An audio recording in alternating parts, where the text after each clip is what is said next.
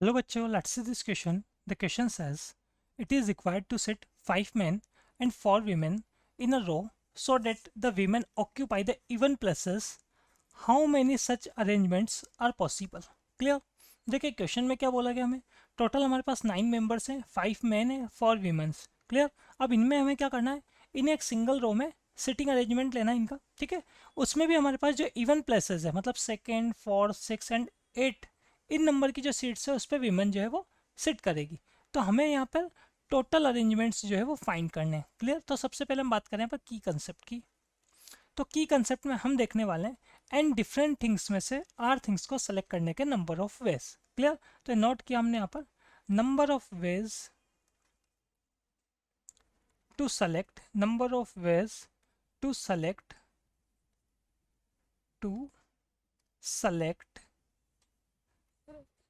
number of ways to select r things from n things, from n different things. ठीक है, n different things में से r things को हम क्या कर रहे हैं, सेलेक्ट कर रहे हैं. तो फॉर्मूला होगा हमारे पास NCR. क्लियर? अब देखिए यहाँ हम बात करें,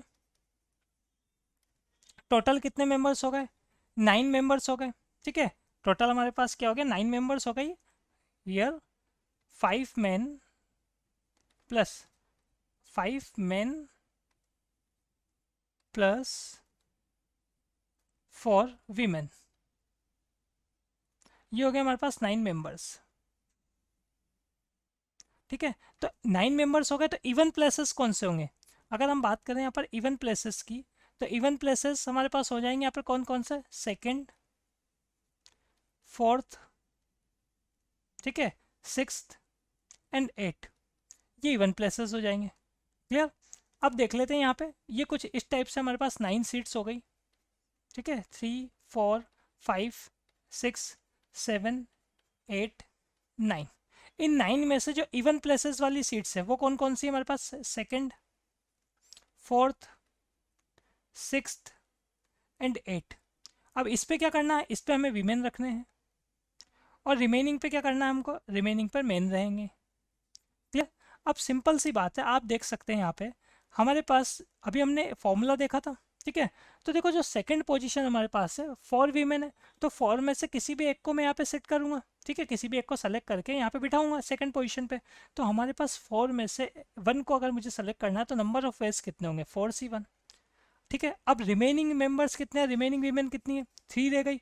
एक तो हमारे पास सेकंड पोजीशन पे आ गई. ठीक है, तो 3 में से 1 को सेलेक्ट करूंगा तो 3C1.